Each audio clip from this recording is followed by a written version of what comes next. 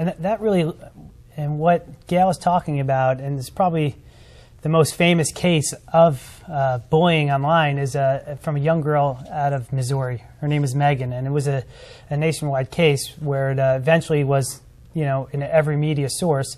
It was a young girl who was being harassed online and eventually committed suicide. She was 13 years old. And after investigation, it came about where another child's mother created an account and started asking questions under the guise of a 14-year-old boy across town, and asking questions about her own daughter to find out how this girl felt about her daughter. But it led to this girl becoming depressed, separating herself from her friends, because the message being delivered was that your friends don't like you, and you're not popular, and you're not pretty, and so forth. So this girl eventually, unfortunately, took her own life because of it.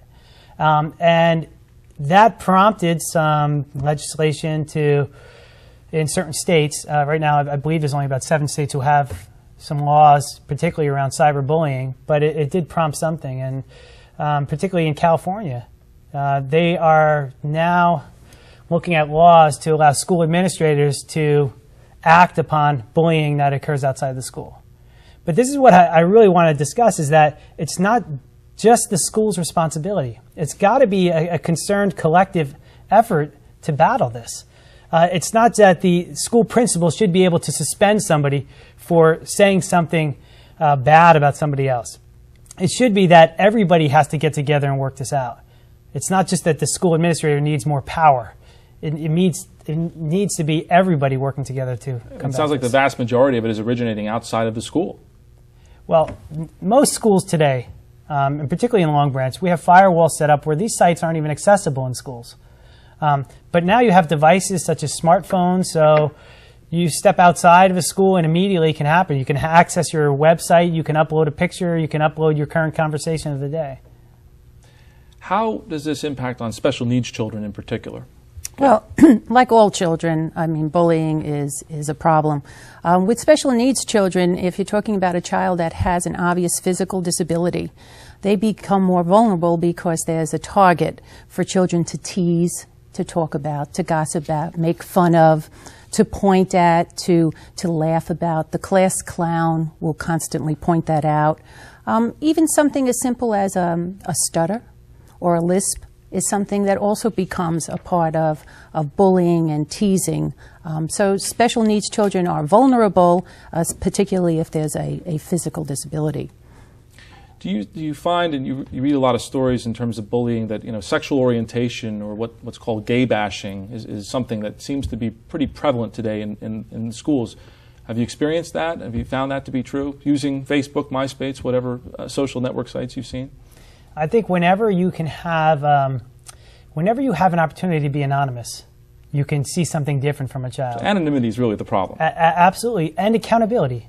Because if you're anonymous and there's no accountability, then you have a problem. And referring back to the story that I told you about the 13-year-old girl, they actually are pursuing putting that mother who created the account behind bars because she violated a term of agreement through MySpace. So that's exactly what the avenue they were using. So MySpace and Facebook and sites like that do have terms of agreement that people really need to read and follow. We're going to a short break. Please stay with us for more about bullying and harassment in the public schools here on Outlook Monmouth. Hello, my name is Max Weinberg, and I'm a musician, but most importantly, I'm a parent. I'd like to speak to you today about a subject that's very important to me, and I know, of course, that it's important to you, our children. To best understand the challenges that our children face every day, well, I'm going to ask you to go back in time and remember the challenges that you faced as a child. How did you handle the bully in the locker room? How did you handle being left out of the group in the cafeteria? Do you remember who first tried to get you to smoke a cigarette, or try a beer, or a joint? How did you handle peer pressure? These are just a few of the challenges that your child faces every day in their young lives. How did you know what the right choice was? Prevention First is a nonprofit agency in Monmouth County that offers educational programs dedicated to strengthening the foundation of our children's lives.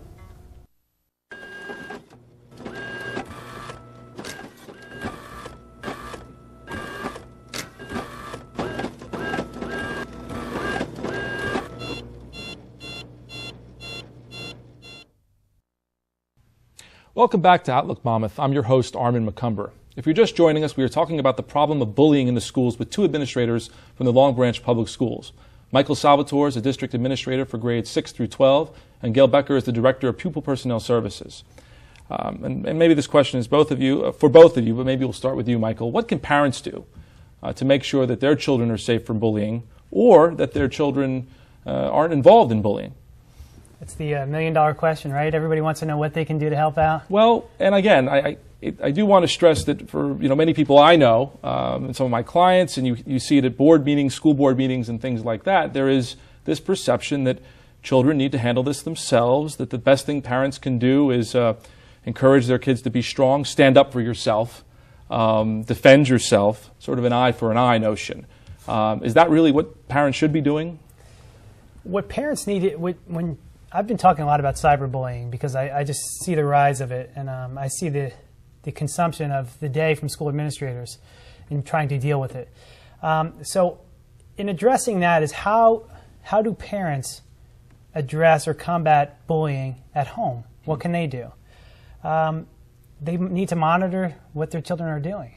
It's much easier said than done.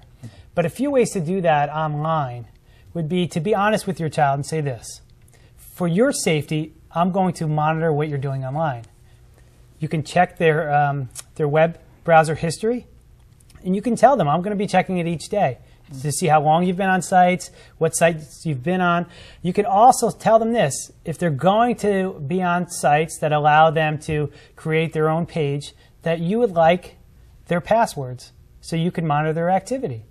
And tell them it's for their own safety, because children today are inviting people as so-called cyber friends onto their sites who they've never even met, who they don't even know.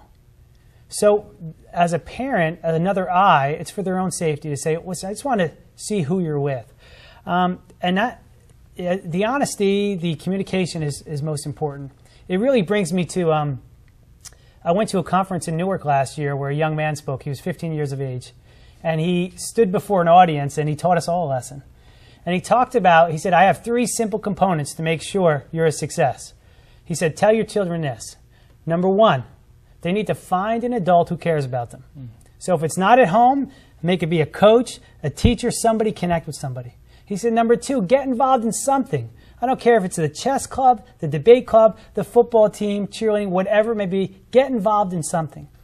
He said, and the last thing, he said, it's old moms used to say this, is watch the company you keep. He said, those 3 things, he said, mean the world to the success of a child. And when I thought about it, I said, here's a 15-year-old child saying this to a room full of educators and politicians, and we're all sitting back nodding like, he's right. And when I see this activity that occurs online, when does it happen? When children aren't involved in anything. They're not connected to somebody, okay? And they're surrounding themselves potentially with people they don't even know who they are. So I think those are 3 important issues for parents at this. Make sure they have a connection, get them involved in something. Because maintaining sites like Facebook and MySpace and other sites takes a tremendous amount of time. They even have sites, Twitter now, where it's ongoing saying, right now I'm talking to Armen McOmber. It's a ridiculous waste of time. So we see it as a waste of time, but for children who aren't involved in something, anything, have no connection to somebody, it's all they have. So those 3 things, I don't know if it's the answer, but I'm telling you to start. Find a caring adult, get involved in something, and make sure you watch the company that your children